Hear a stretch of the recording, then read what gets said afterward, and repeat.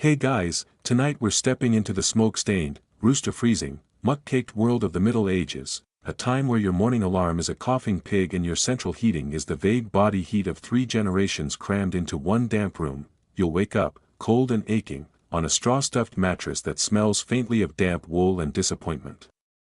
Your pillow is also straw. And your blanket? Probably shared with your siblings, your parents, and at least one extremely judgmental chicken. Because yes, tonight we're going to spend an entire day in medieval life, and spoiler alert, you probably won't survive this, so, before you get comfortable, take a moment to like the video and subscribe, but only if you genuinely enjoy what I do here. Also, leave a comment with your location and the time you're tuning in. I love seeing how far this sleepy little corner of the internet reaches. Now, dim the lights, maybe turn on a fan for that soft background hum, and let's ease into tonight's journey together. It's still dark when you stir, and not the gentle, 5 more minutes kind of dark. This is the oppressive, pitch-black, pre-dawn stillness of a world without electricity, without a clock, without even the comfort of knowing what time it might be. Your body aches, and not just from yesterday's work. The bed isn't so much a bed as it is a sack of ancient straw and flattened weeds. It crunches when you move. That crunch isn't straw. That's lice. Probably, the roof is made of thatch, bundles of straw and reeds woven together and held up by timber beams. It lets in just enough wind to keep you humble. Sometimes a small rodent will skitter above your head and drop blessings on your brow. Charming, you inhale. The air smells like smoke, old turnips, and wet wool. Someone burned something last night. Again. Likely your brother trying to fix the stew. You sit up. Carefully. The hearth has long gone cold. The embers are nothing but pale gray ash. Your toes find the floor, a packed mix of earth and who knows what. It's freezing. No socks. No carpet. No mercy, and remember, this is normal. This isn't a bad day. This is an average morning for a medieval peasant. You reach for your tunic, a rough, itchy thing made of coarse wool the color of disappointment. It's stiff from yesterday's sweat and the damp from the air. You slide it on. No underclothes. Not unless you're rich or lucky, and you are neither. Someone's already awake. Probably your father. He's grumbling about firewood. Or the lack thereof. You shuffle out into the main room, a single shared space where cooking, eating, and sleeping all happen with enthusiastic overlap. A sheep bleats softly. She sleeps in the same room, partly for warmth, partly because the barn roof blew off in the last storm. You don't question it. You just nod good morning to her like she's part of the family. Because she is, there's a faint scratching from the corner, your younger sister picking lice out of her hair with a carved bone comb. She offers to check yours. You decline, you head to the door. It's not really a door. More of a wooden plank that groans when opened and leaks when it rains, which is often. You brace for the cold and push it open. The outside world greets you with a blast of damp air, mud, and the faint aroma of manure. The ground is soggy. The sky is grayish-black with no hint of dawn. You squint toward the distant hills where light will eventually crawl in. You sigh, a new day has begun. First order of business, relieve yourself. Here's where things get fun. You walk to the privy, which is really a glorified pit dug behind the cottage, shielded by some planks and your remaining dignity. It's shared by multiple households. If you're lucky, no one's there yet. If you're unlucky, you learn to hold your breath. There's no paper. Just leaves, moss, or a rag on a stick that everyone shares and no one talks about. You try not to think about it too much. You fail, back inside, breakfast is on. Which means someone's boiling water in a pot that always smells faintly of onions, even when empty. You're getting stale rye bread and weak ale or thin porridge made from last year's oats. You chew slowly. The bread is hard. You could use it as a weapon if necessary. You suspect the chicken has tried, and no, there's no butter. No jam. No coffee. And definitely no bacon. Bacon is for feast days or miracles. You'll be lucky if the porridge doesn't have bits of wood in it from the old grain scoop. You sip the ale.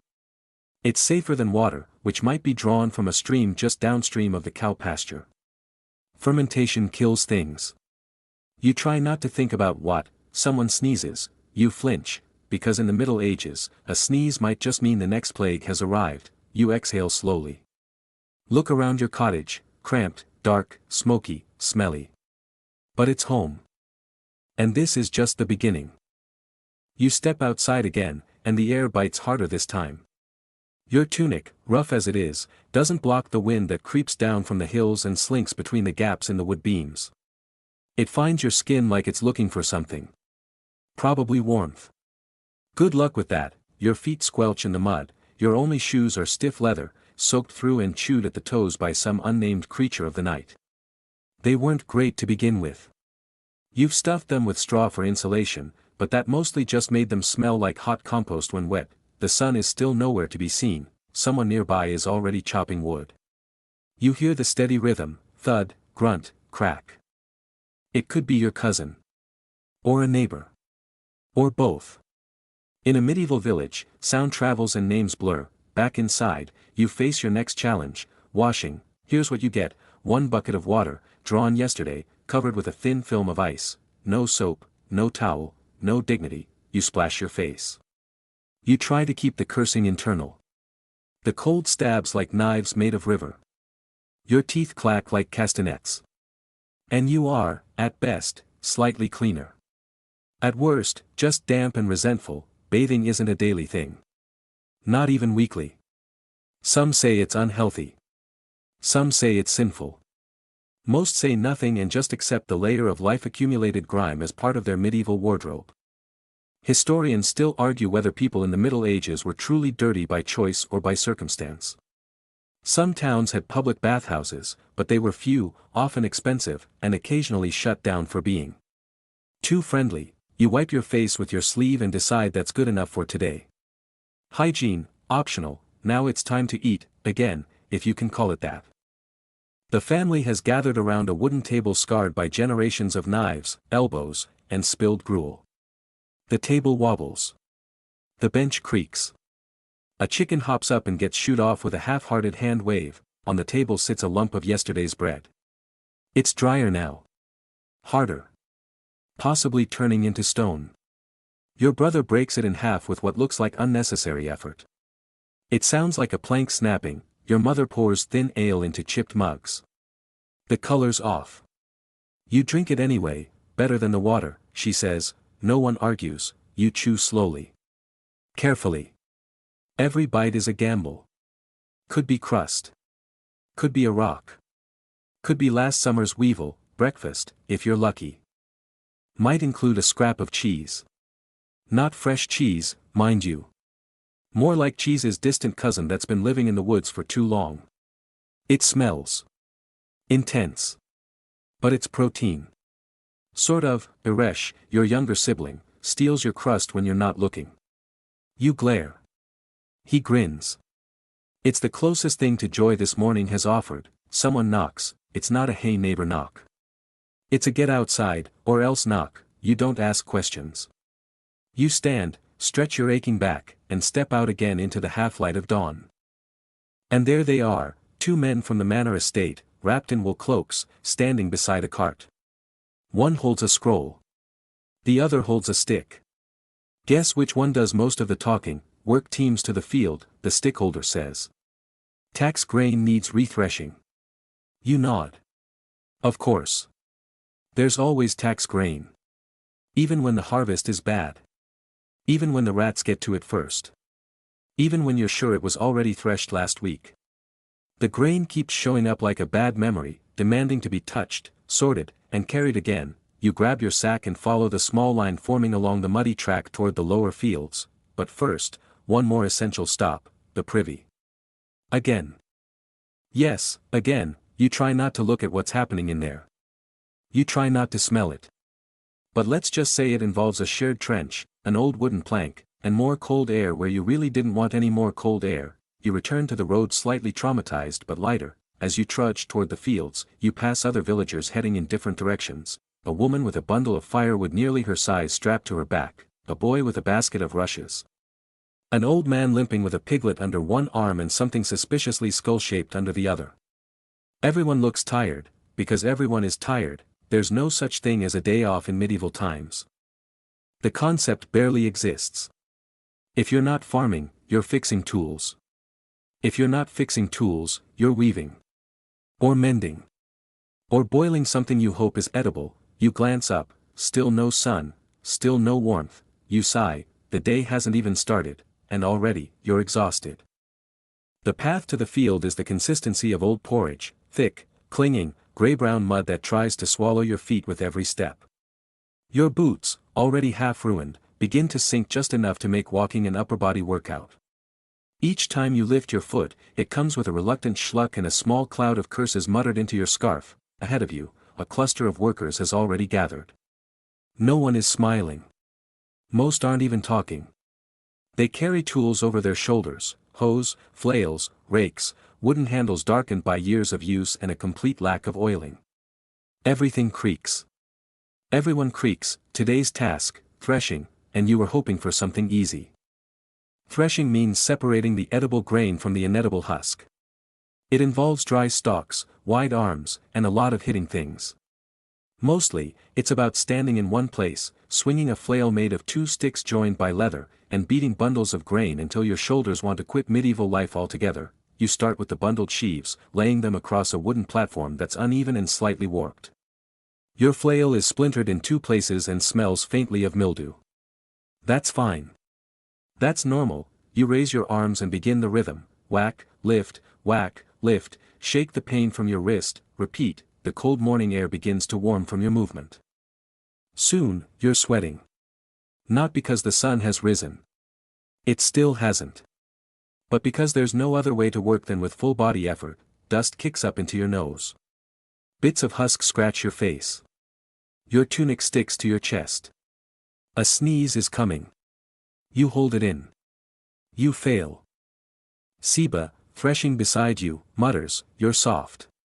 You mutter, "You're shorter." The banter is dry. No one laughs. You keep going. Historians still debate whether medieval peasants had more leisure time than modern workers due to their seasonal schedules. Those historians have never tried threshing in mud at 5 a.m. with a blunt stick and an unpaid backache. You stop for a break and glance at the manor on the distant hill. It's not grand. Just larger than anything in your village. Stone instead of wood. Glass windows, small, expensive, rare. You squint and see a flicker of firelight. Someone's already had breakfast. With butter. And honey. And no bugs. You sigh, your break ends. You return to flailing, now on a fresh pile of barley. The stalks are tougher than the rye. The flail bounces back unexpectedly and smacks your shin. You curse. Seba smirks. A supervisor walks by. He carries a tally stick, notched and worn. Each worker gets one notch for each hour. Sometimes two notches if they're liked. You are not particularly liked. You get one notch. Always one. He stops near a younger boy who's working slower. "Pick it up," the supervisor says. The boy nods quickly and swings harder. You watch. You don't help, that's the rule. You keep your rhythm steady. Whack. Whack. Whack. The sound becomes a metronome for your thoughts. You think about dinner. You think about sleep. You think about how sore your arms will be tomorrow and how little you'll be able to do about it. You also think about quitting. Then you remember, you can't, because no matter what you do, no matter how long or hard you work, there will always be more grain. More husks. More mud. More sunless mornings where you start before the rooster and stop long after your hands go numb. Eventually, someone calls for a meal break. You drop your flail and stretch your arms. Bad idea, everything hurts now. You sit on a cold stone and unwrap your lunch, a round of dry bread and a lump of cheese so hard it could be classified as a weapon. No fruit. No meat.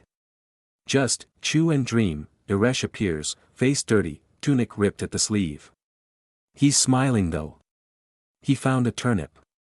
Just lying there in the dirt like a gift from a bored god. He offers you a bite. You take it. It's cold, earthy, weirdly spicy. It's the best thing you've tasted all week. You wipe your mouth on your sleeve and lie back for a moment. The sky is brighter now. Still gray. Still dull.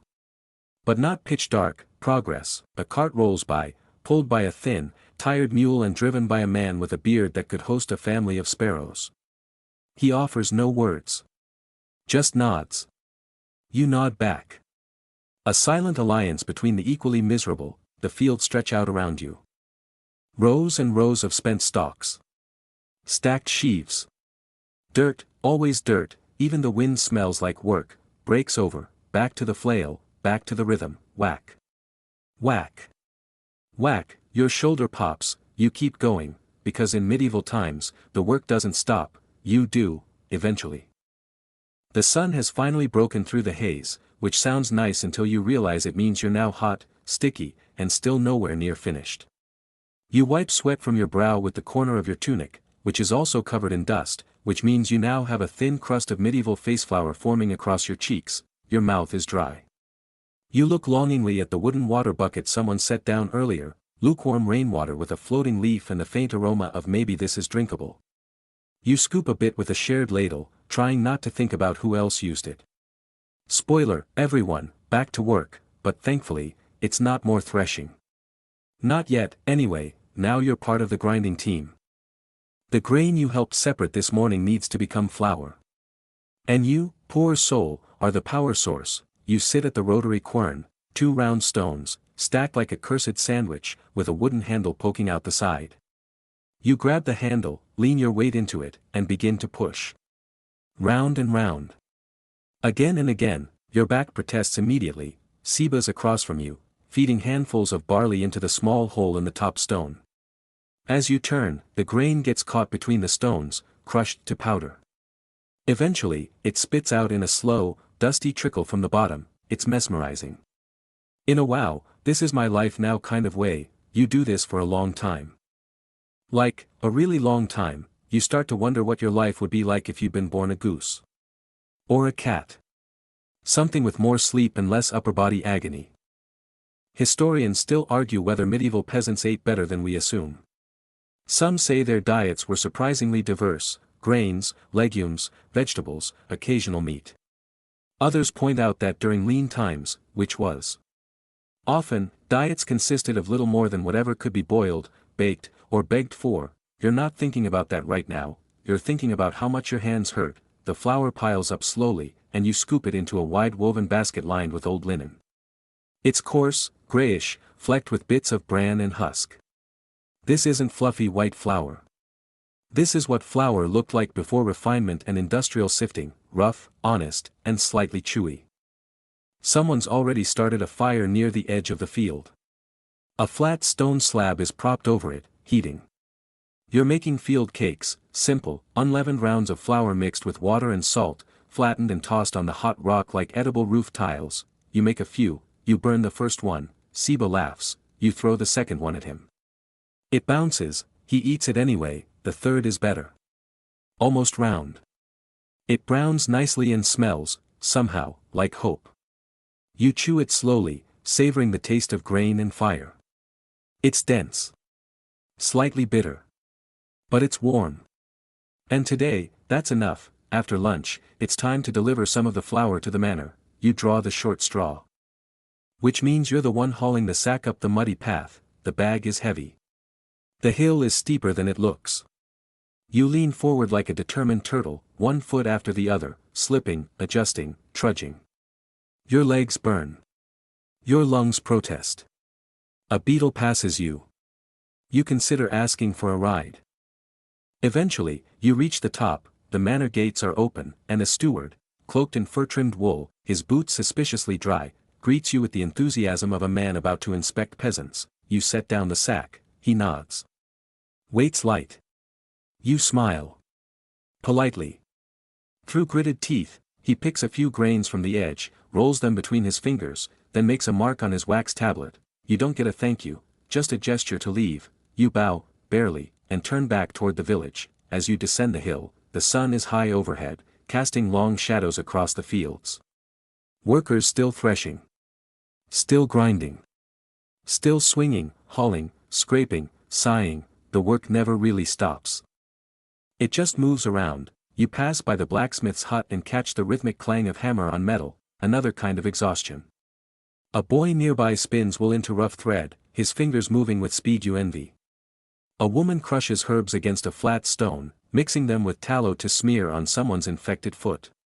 Probably yours. Tomorrow, you're sticky, achy, cranky, covered in flour, sweat, and a thin layer of ash from the field fire, and it's still not even mid-afternoon. You drop your tools off at the barn and sit on a nearby log. A moment. Just one, your stomach growls, Seba flops down beside you, dinner. You shake your head, soon. Another shake, he sighs. Fine. Back to it. You stand, barely, because in medieval times, the only break that matters is when you break, and that's not allowed, not yet. You've worked your way back to the village, dragging your feet through the kind of mud that clings with personal malice. Your hands are scratched, your tunic damp with a variety of unidentifiable fluids, and your soul, if it's still in there, is starting to request sick leave, but you're not done, because now, it's time to look medieval, which means slipping into something less comfortable. You've got another tunic. It's your nice one, which in this case means it's less scratchy, less stained, and hasn't been chewed through by rodents, yet.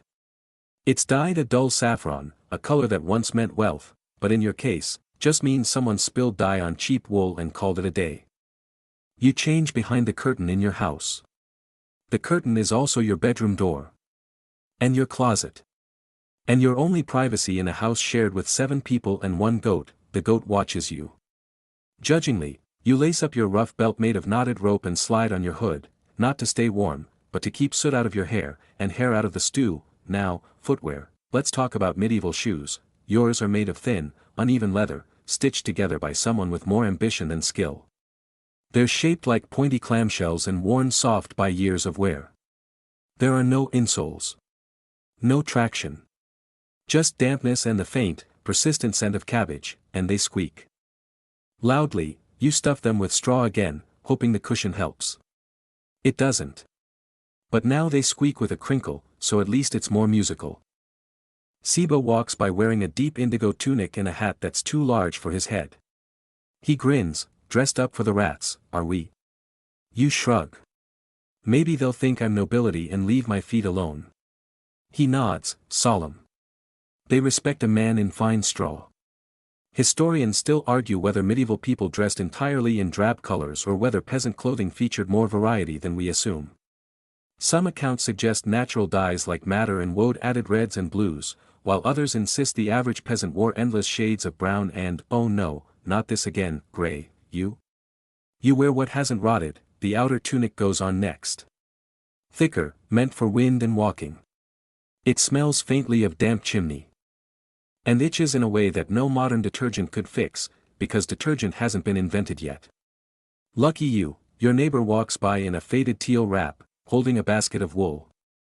Her hair is tucked under a linen scarf, her expression somewhere between I have 30 tasks today and don't talk to me or I will throw this comb at your face. You nod politely. She nods back. The village is buzzing now, if buzzing means lots of grunts, dragging feet, and sheep bleating in protest.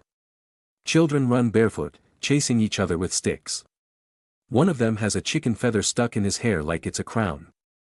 You don't question it, you head toward the village square. Why? Because the reeve is coming.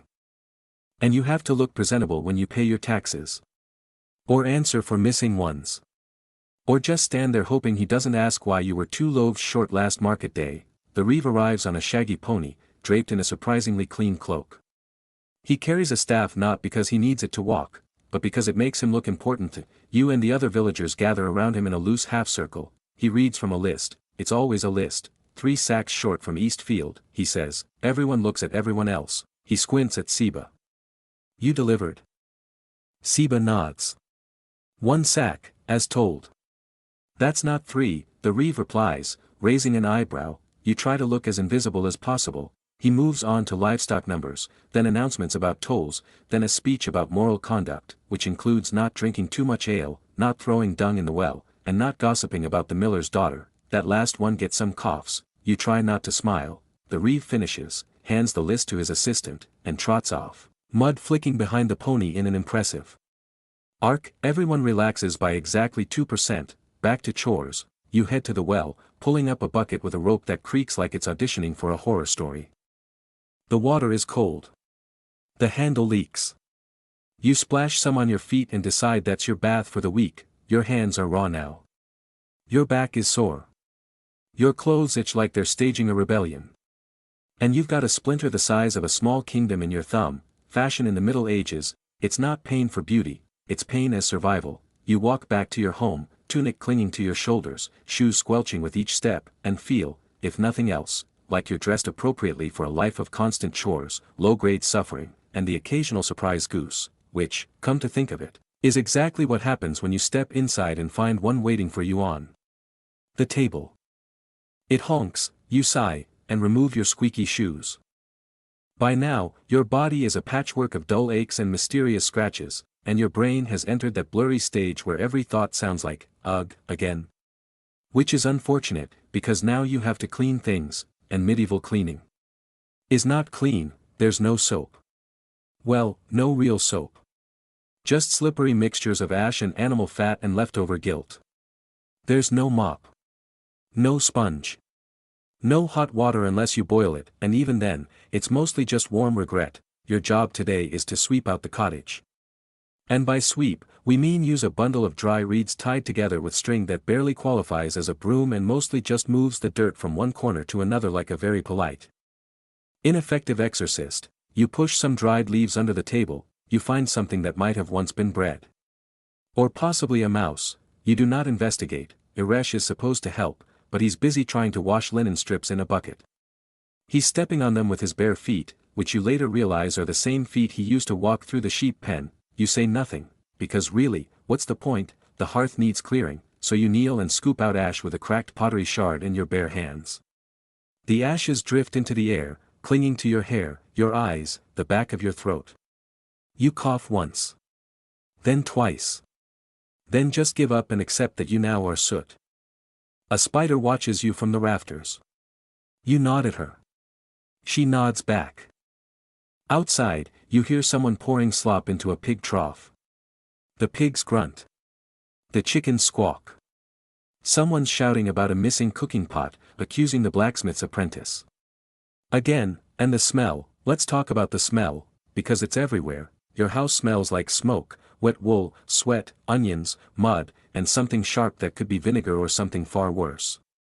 You're not sure. You try not to breathe too deeply. You step outside for air, but the outdoors has its own scent profile, manure, mold, and the general aroma of hasn't rained in a while, but also somehow everything is damp. Historians still debate how bad medieval hygiene really was. Some suggest peasants regularly visited bathhouses when available. Others point out that many only washed their hands and faces. And only for religious holidays. Most agree that by modern standards, everyone probably smelled like soup left in the sun too long. You look down at your own hands. Grime under the nails. A streak of ash across your forearm. Something sticky on your elbow. You give it a cautious sniff. Unidentifiable. Best to leave it a mystery. Laundry, too, is an adventure, no detergent. Just water, sand, urine, yes, that urine, and sheer force of will. Linen is beaten on rocks, scrubbed with lye, then hung on hedges or draped over bushes to dry. Sometimes birds steal it. Sometimes the dog does. Sometimes it rains halfway through and now you just have wet angry linen. You take your family's wash, mostly rags and under tunics, and haul them to the stream. Iresh follows, singing off-key. You ignore him. At the water's edge, you kneel on cold stones and dip the linen into the stream. The water is so cold it feels like your knuckles are being individually insulted.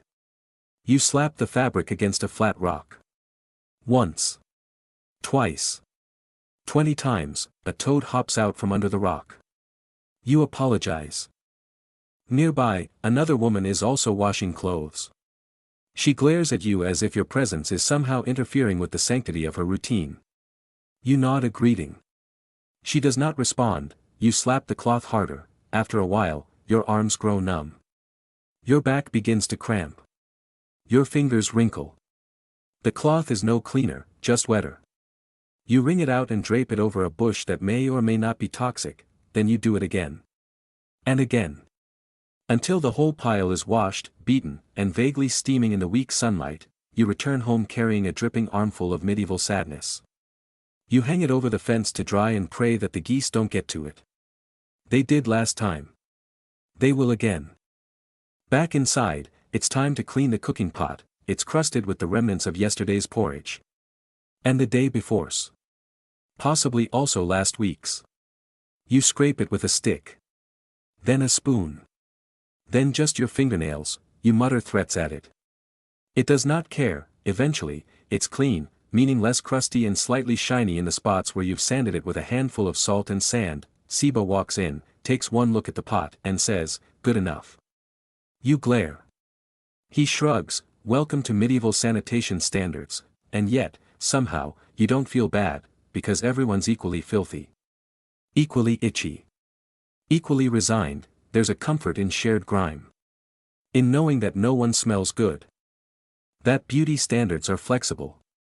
That grooming is optional and expectations are low. You light a bit of sage near the hearth. Not for spiritual reasons. Just to mask the goat, you stretch your arms, feel your spine pop, and sit down for a minute. You are damp, you are dirty, you are medieval, and somehow. This is your cleanest moment all day. You're just beginning to convince your muscles to stop vibrating when you hear it, hoof beats on the road, rhythmic and too well timed to be a wandering pig. You peek through the wooden slats of your door and feel your stomach tense. The local lord is making his rounds. You can tell it's him not because he announces himself, he doesn't need to, but because of the commotion that erupts along the muddy lane as villagers suddenly remember how to stand up straight, scrub their faces, and hide whatever they were just doing that might technically count as loitering.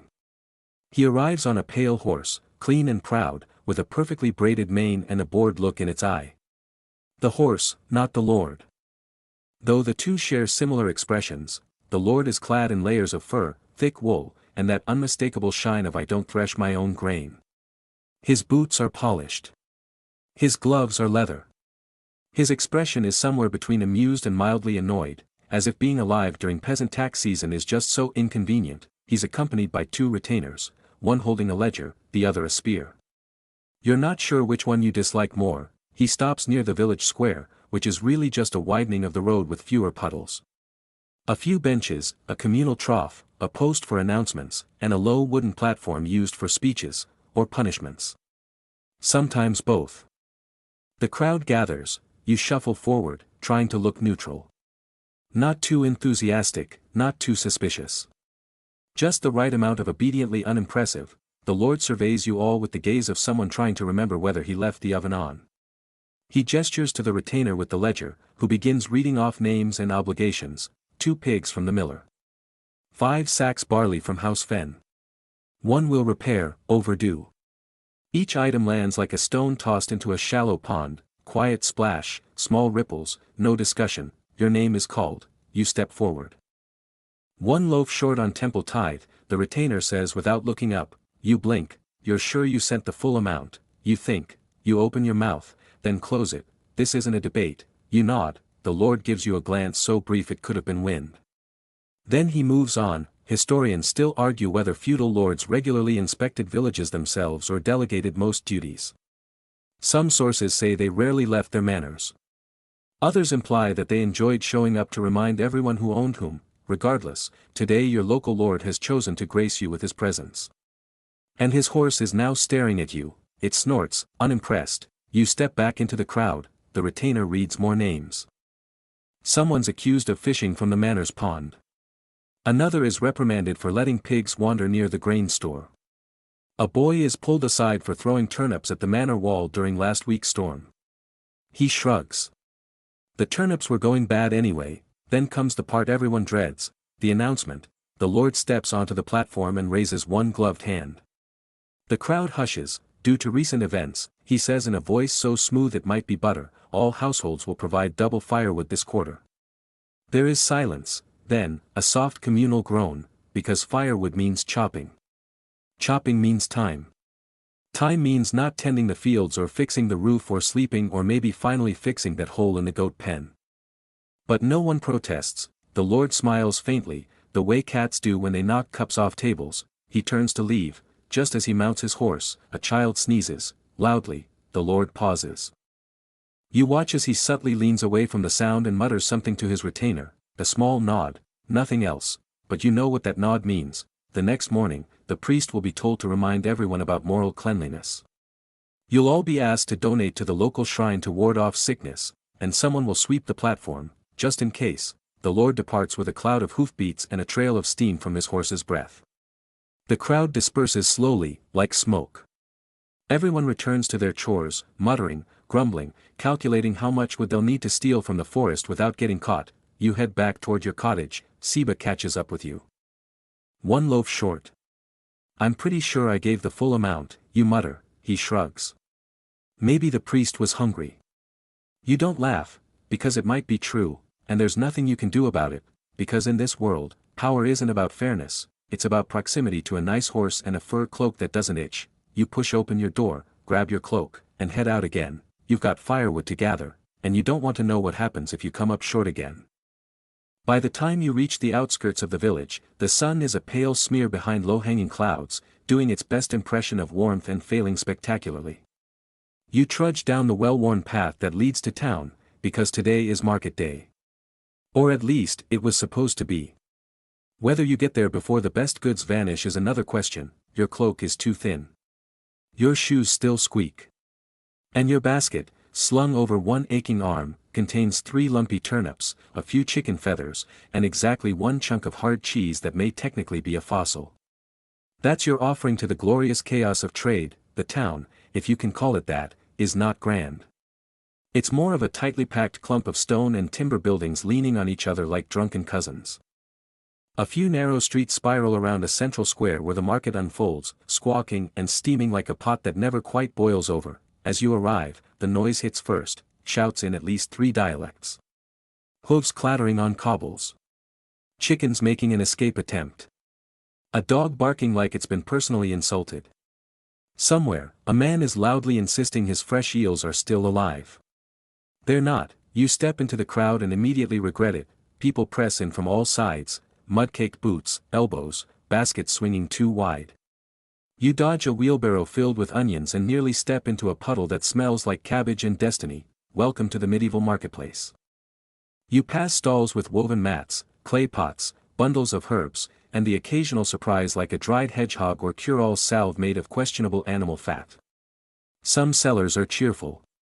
Others eye you like they're evaluating your usefulness in a stew. Your first stop, the baker's stall. Yes, another baker. One who has the luxury of operating in town, which means more customers, better grain, and, of course, overcharging peasants like you. You pick through the loaves, some round, some flat, one shaped like a bird for no apparent reason. They smell divine. Your stomach remembers what hope feels like. You point to a small, slightly cracked loaf. That one, you say. The baker squints at your basket. 2 turnips and the cheese, he replies. You hesitate. That cheese is mature, you offer. So is my grandmother, he says. Still not worth a loaf. You sigh and dig deeper, pulling out the half-handful of dried apples you were saving. Fine. The deal is struck. You walk away with the bread, victorious. Sort of. Seba appears from the other side of the square, his cloak flapping in the wind and his basket somehow heavier and smellier than yours. Smoked fish, he says proudly. You nod. It smells like fear. He grins. You try haggling with a man who only speaks in riddles. You move together through the stalls, occasionally stopping to inspect goods, hand-carved combs, wool spun too tight, a collection of rusty nails being sold as blessed. A small boy darts past you, holding a stolen pair. No one chases him. You pretend not to notice. Historians often romanticize market day as a moment of community and commerce. They aren't wrong. But what they miss is the grit, the petty arguments, the slick mud underfoot, the loud toasting of beer you'll never afford, the ever-present danger of stepping in something profoundly not edible. You stop at a cloth merchant. Her hands are calloused. Her teeth are sharp. She shows you a bolt of rough wool the color of week-old smoke. For mending, she says. You squint at the fabric. Or punishment. She snorts. Best I have. 8 pennies. You show her your last two and a hopeful smile, she shrugs and cuts a smaller piece. It'll do. You start heading back toward the edge of the square, weaving between a man selling questionable sausages and a group of monks arguing over cabbage. Then you smell it, pies. You pause. A woman stands behind a tray of steaming meat pies, her apron dusted with flour, her eyes sharp as sewing needles. The pies are golden, crispy, and probably made with meat that had very strong opinions in its lifetime. Still, you're hungry, trade? You ask, holding up your cloth scrap. She looks, considers, shrugs. One small pie changes hands. You take a bite. It's fine. Maybe squirrel. Maybe rat. Maybe hope. It's warm. You don't ask questions. As you chew, someone calls out, thief. The crowd parts slightly, and two boys bolt past you, laughing, chased half-heartedly by a vendor waving a spoon. No one intervenes. Everyone just shifts and keeps bargaining. You glance down at your pie and eat a little faster. Because here, justice is slow, hunger is not. You and Seba make your way back out of town, basket slightly fuller, coin purses lighter. The road home is muddy, of course. Your shoes squeak their protest. Worth it? He asks. You hold up your bread, your cloth, your pie-crumbed fingers. Barely. And yet, somehow, despite the grime, the noise, and the questionable rodent content, market day has given you something important: dinner. You don't remember falling asleep, but apparently you did, slumped awkwardly against the doorframe after the long walk home from market, the pie still warm in your stomach, your brain floating in that peaceful fog that comes right before someone screams. It's not a terrified scream. More of an oh no, not again scream. You recognize it instantly.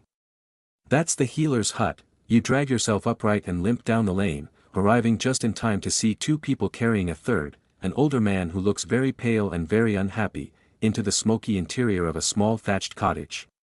The healer waves you away from the doorway. Too many people and not enough salves, she mutters. If you're not bleeding or dying, wait your turn. You step back. You're not bleeding much, and you're certainly not dying, unless sore feet count, but you wait anyway. Because let's face it, you've been coughing since midweek and your thumb still has that splinter. Plus, curiosity. The healer eventually emerges. She's in her 40s or her 60s, no one's quite sure. Her apron is streaked with something dark that smells like garlic and boiled despair. She looks at you. You nod. Thumb. She squints. Is it turning black? No. Is it twitching by itself? Not yet. Come in. The inside of the hut is what you'd expect if someone decided to live inside a soup. It's warm, damp, and filled with herbs hanging from every rafter: sage, thyme, yarrow, nettle, and 3 other things you swear are weeds. There's a fire pit in the center, a bubbling pot over it, and shelves filled with jars of questionable content. One is labeled frog bits. Another, plague milk, do not touch. You offer your thumb like a sacrifice. She takes your hand, pokes it once, hard, and nods. Splinter. You resist the urge to say, yes, that's what I said. She retrieves a curved bone tool, dips it in something that smells like pickled onions and death, and gets to work. It hurts, a lot. You do not cry out loud. She removes the splinter, smears your hand with greenish paste, and wraps it in something scratchy. There, she says. Don't pick at it or the fairies will get in. You pause. Sorry. She gives you a serious look. That's how infections work. Historians still argue whether medieval healers were proto-scientists preserving ancient wisdom or just well-meaning herbal enthusiasts with a flair for dramatic storytelling. Truth is, they were both, sometimes brilliant, sometimes bonkers, occasionally both at once. You thank her. She holds out her hand. You offer a few dried herbs and one of your remaining chicken feathers. She accepts. On your way out, you pass a man with a toothache holding his jaw and muttering prayers. The healer rolls her eyes. Boil sage, not your skull, she mutters under her breath. You return to the village square, thumb throbbing but spirits mildly improved. Seba meets you with a worried look. Did she take your blood? Only emotionally, you reply. You sit down by the edge of the well, watching as a boy hauls up water and splashes half of it on his tunic. A dog laps from a puddle. A girl nearby is digging in the dirt looking for roots. Or treasure. Or worms. You're not sure which. Suddenly, a commotion, a man stumbles into the square, waving a lump on his arm, bee sting. He shouts. I've been cursed. The healer appears in the doorway of her hut again and shouts, it's not a curse. It's your own fault for poking the hive. He insists otherwise. She throws a shoe at him. You look at Seba, think we'll survive the year. He shrugs. If we don't get stung, splintered, or smited. Fair enough, because medieval medicine is a lot like medieval life, scratchy, smoky, and more improvisational than you'd like. You check your thumb again. The green paste is starting to tingle. Or maybe burn. Or both. You decide that means it's working. Nearby, the church bell tolls softly, not for a death, this time, but to mark the approaching evening prayers. The day isn't done, but the healer's hut has given you a gift, a thumb that might make it to next week, and in this world, that's a miracle. The bell rings again, not the frantic clang of fire or the slow toll of death. This one is measured, insistent, and a little smug, like it knows it can summon you with a single note. And it's not wrong. You groan and stand. Your thumb is still wrapped in the healer's mystery paste, your back is singing a ballad of complaint, and your feet feel like they're slowly turning into the wood of your clogs. But none of that matters, because the church calls, and in medieval life, you answer. You trudge toward the village chapel, a squat stone building that somehow always manages to look both humble and judgmental. Its small wooden door is already creaking open as people shuffle inside, heads down. Feet dragging, expressions set to mildly guilty. You join the line. Inside, the chapel is dim and damp. The stone walls are patched with moss, and the wooden beams above you look like they might one day fall out of sheer boredom. But there's color, too, faded murals of saints, halos scratched by candle smoke, and a tapestry someone tried to repair with mismatched thread. You slide onto a hard wooden bench and brace for what's coming, because medieval religion is not optional, it's not occasional, it's everything. From sunup to sundown, your life is shaped by it. Bells ring to mark the hours. Crosses bless the fields. Priests weigh in on everything from childbirth to cheese. And right now, Father Aldrich is climbing the steps to the pulpit. He's got the look of a man who enjoys silence. As long as he's the one breaking it, he begins in Latin, as usual. You catch a few words, misericordia, peccatum, preceptum. Enough to know you've sinned, somehow, somewhere, and need to feel bad about it. He switches to the local tongue. Remember the plagues, he intones, for they come to punish sloth. You blink slowly. Remember the fire, he continues, for it comes to punish pride. You resist the urge to glance at Seba, who has both sloth and pride covered. Father Aldrich continues. It's not a short sermon. There's a parable about a monk who ate too much butter and turned into a goat. Or maybe that's just how your sleep-deprived brain processed it. He shouts once for emphasis, and a baby starts crying. A chicken flutters out from under a bench. No one's sure how it got in. You shift uncomfortably. There are no cushions. The bench is not built for comfort. It's built for reflection, which apparently requires pain in your lower spine. You try to stay alert. Try to appear devout, but your mind drifts, to dinner, to bed, to that one time you fell asleep in church and dreamed the Virgin Mary asked you to shovel manure. You did. She wasn't impressed. Father Aldrich moves into announcements. Someone owes penance. Someone else must fast. There's a festival coming, St. Crispin's, probably. That means a barefoot procession, a wax candle donation, and a lot of kneeling. Your knees are already weeping in anticipation. Historians still discuss whether medieval people were deeply pious or simply performing public rituals. The answer, of course, is yes. Faith wasn't just personal, it was political, agricultural, and social. It was your insurance policy, your law, your calendar, and your weather app. The sermon ends. Sort of, because now comes the chanting. It's slow. Monotonous. And weirdly catchy. You hum along. Not because you know the words. But because the alternative is snoring. Eventually, the priest gives his final blessing. People file out, quieter than they entered. Some linger to speak with Father Aldrich. Others light candles and whisper prayers, mostly about health, harvests, and not being smitten by divine lightning for forgetting their tithe. You step outside into the soft golden light of late afternoon. the village looks calmer. Maybe it's the effect of prayer. Or maybe everyone's just too tired to argue after sitting on wood for 45 minutes. You walk with Seba back toward the cottage. You think the goat story was metaphorical. He asks, you shrug. Doesn't matter. No butter in this village anyway. You pass the healer's hut. It smells like mint and smoke. A small girl sits outside carving a stick into what might be a cross. Or a spoon. At home, you light a tallow candle. The scent is thick and a little meaty. You mutter a short prayer before eating, because that's what you've always done. Not because you're particularly devout. Just because. It feels right. The line between fear and faith in your world isn't clear.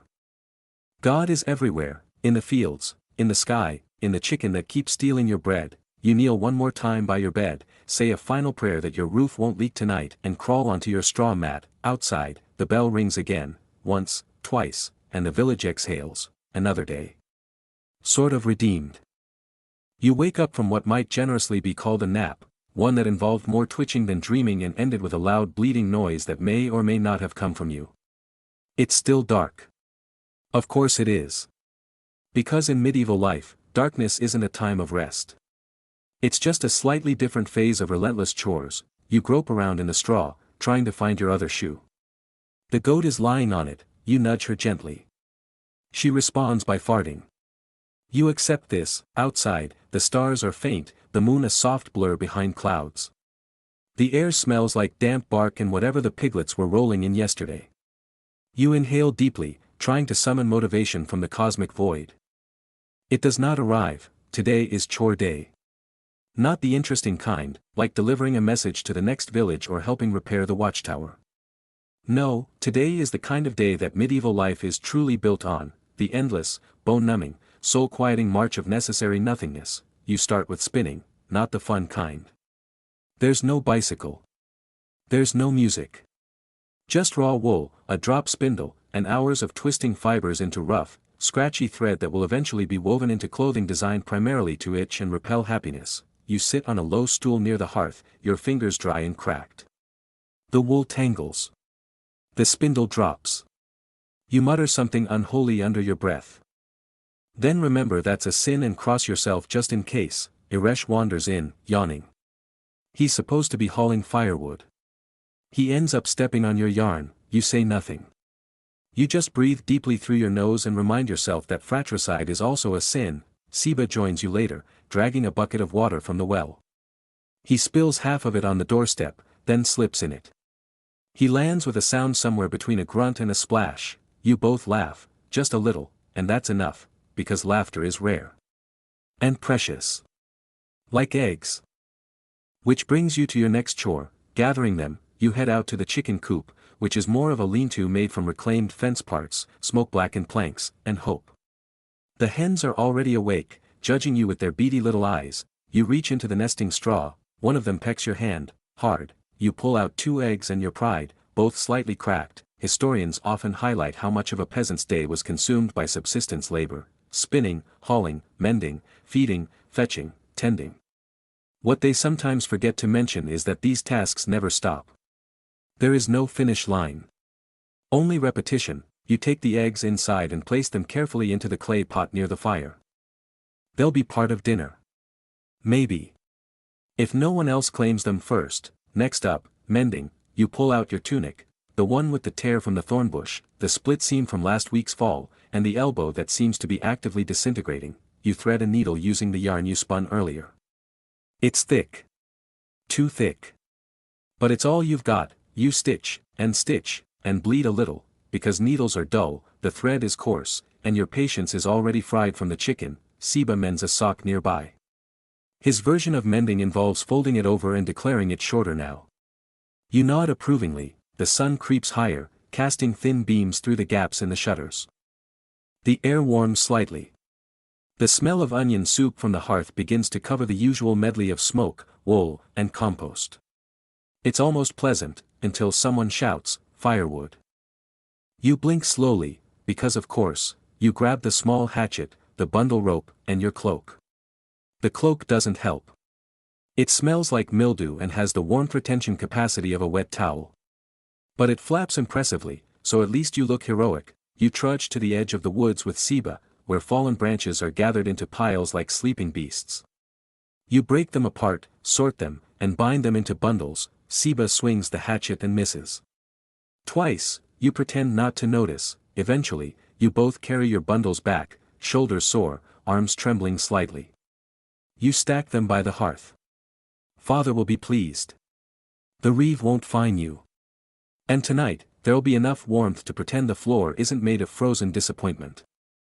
Chores done, not even close. The floor still needs sweeping, the pots need scraping, the roof needs patching, but for one small moment, you sit down, just sit, not to spin. Not to stitch. Not to stir, just sit. Seba sits beside you. Eresh too. No one talks, you just stare at the fire, crackling softly, like it understands, and you realize, you don't hate this life, you're just tired of it, but the fire glows, the chores pause, and for a brief, golden moment, that's enough. You're just starting to nod off against the warm clay wall when a bell clangs again, this time louder, sharper, and followed by urgent shouting. You jolt upright, knocking over a reed basket filled with onion skins. Seba, who had been using a bundle of firewood as a pillow, springs up like a startled deer, immediately looking guilty for no reason. What is it? You ask. Eresh runs in, wide-eyed. Someone stole a chicken. You blink. That doesn't sound like emergency bell material. Then you see it, a crowd gathering near the center of the village, voices raised, fists in the air. The Reeve is there. So is Father Aldrich. And the chicken's rightful owner, brandishing a broom like it's a holy relic.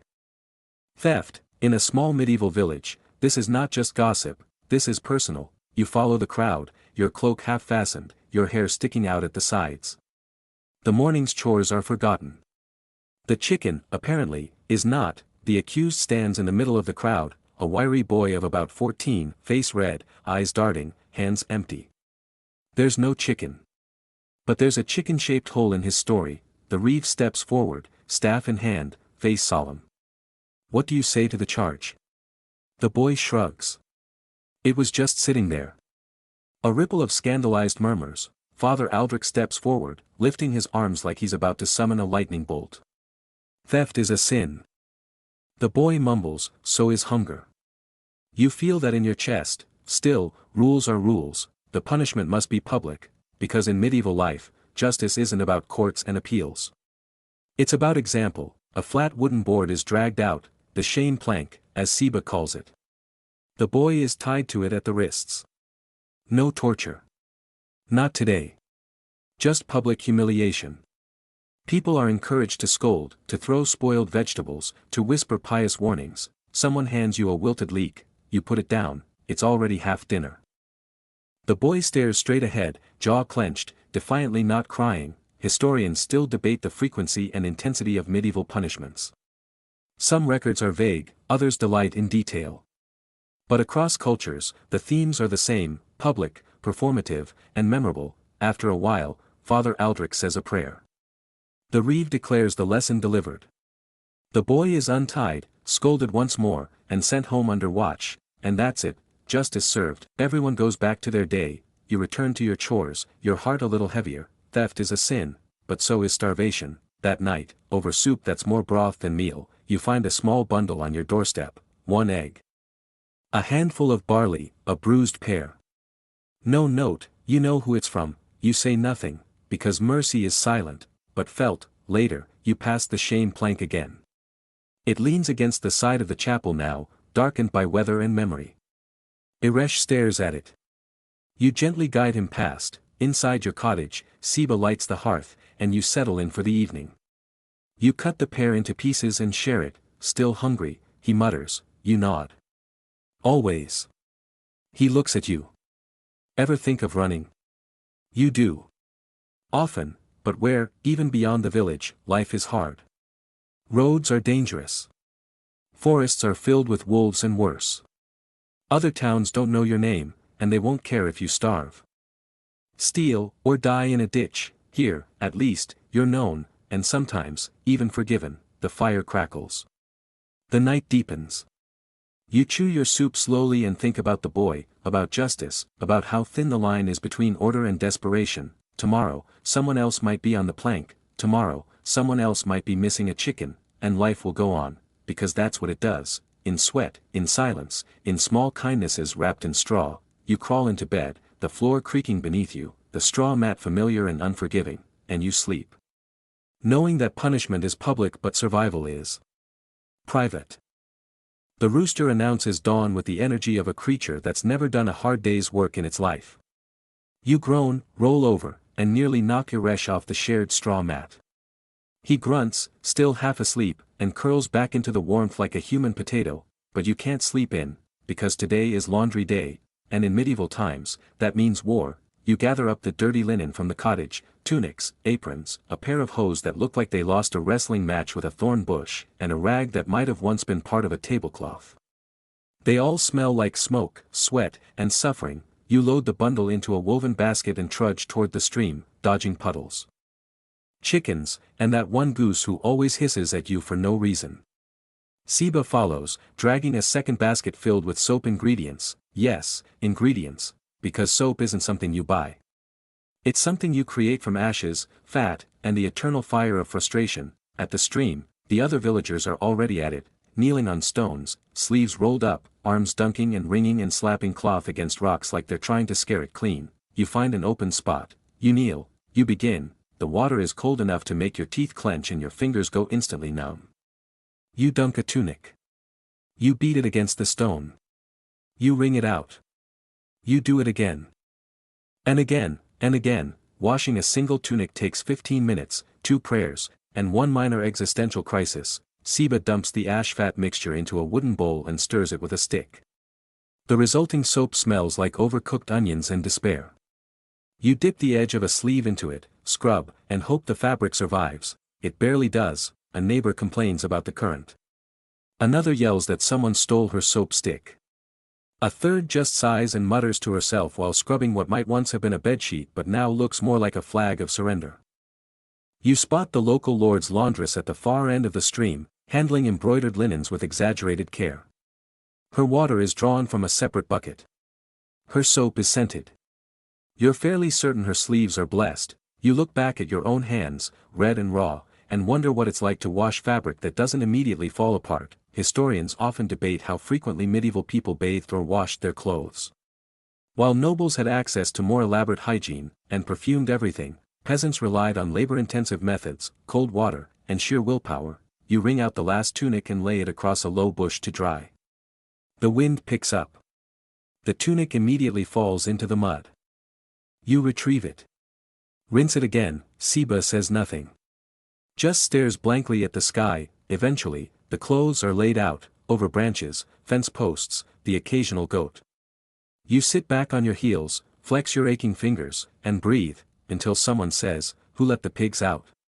You turn just in time to see 2 young hogs barreling toward the drying linens like pink, squealing comets of destruction. You grab a tunic, Seba grabs a pig, the pig escapes, the tunic is saved, but now your sock is gone. You chase the pig through the trees, barefoot and furious, until you corner it near a hollow log.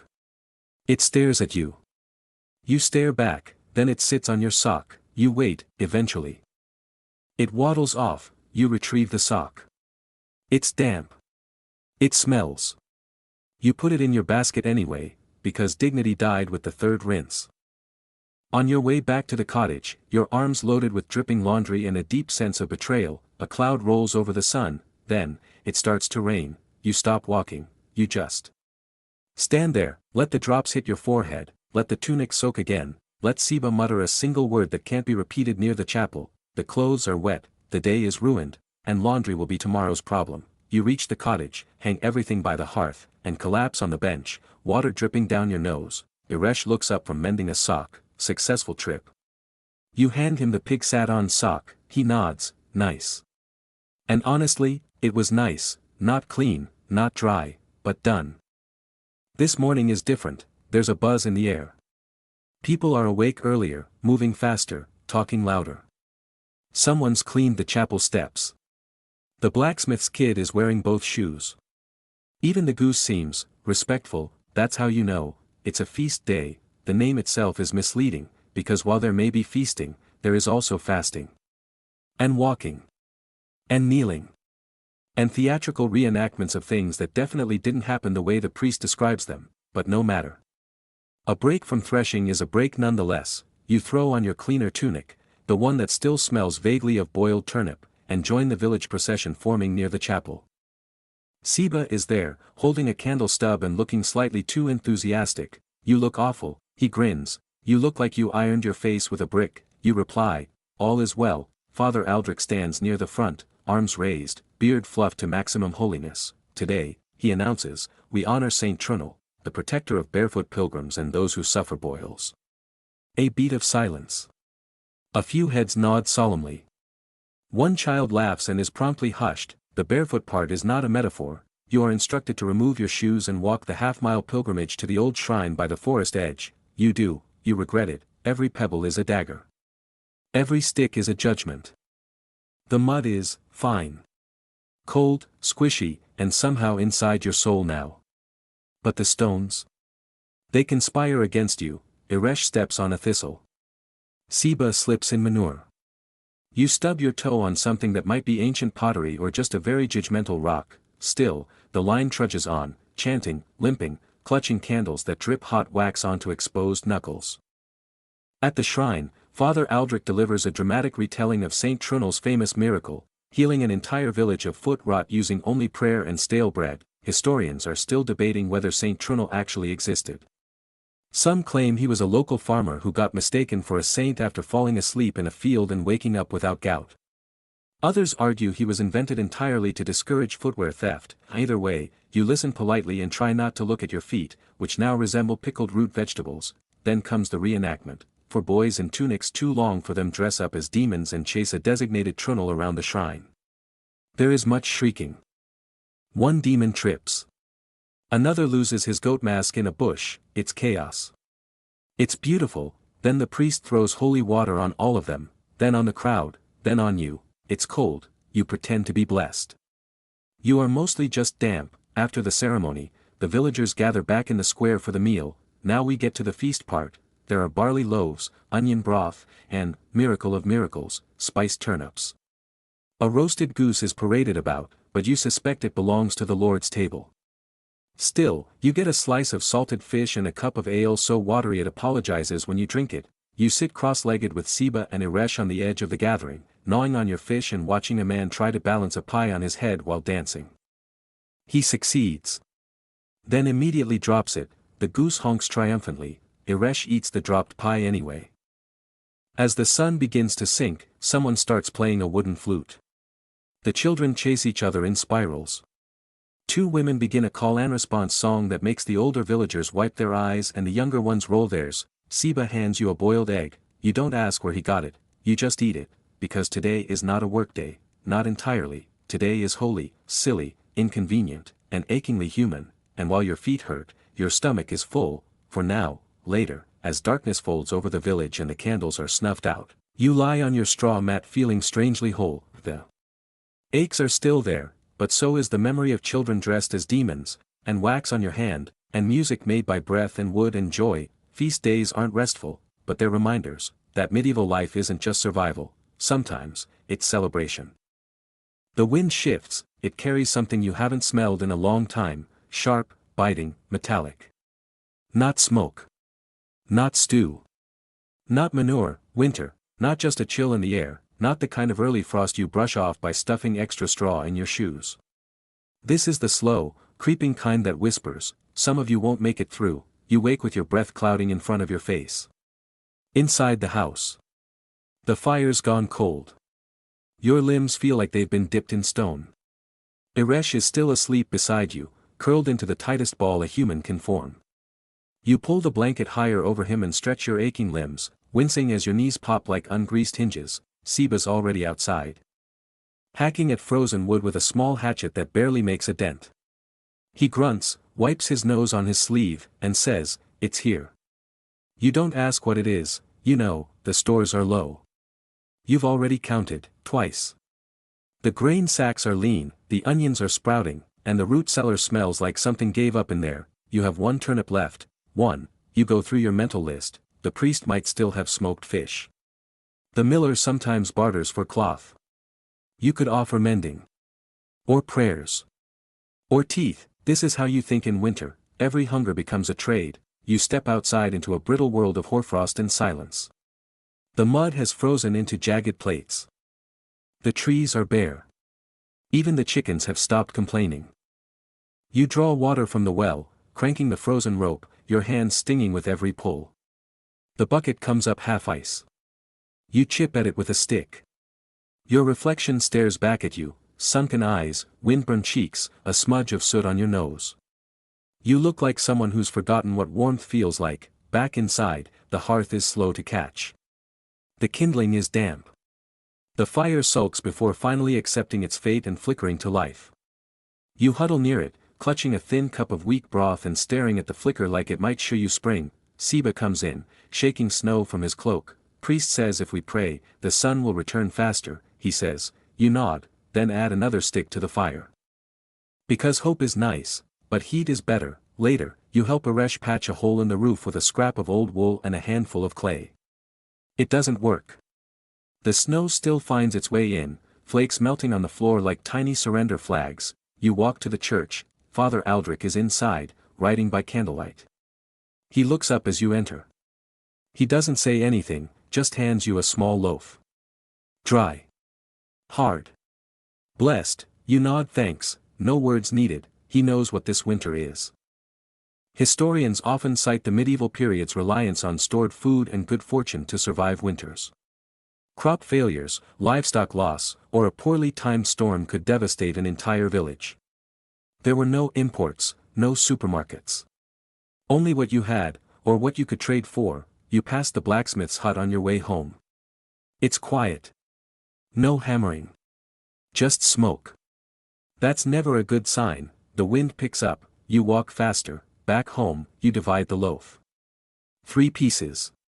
Small, but something. Aresh eats his slowly, as if drawing out the moment. Seba saves his for later.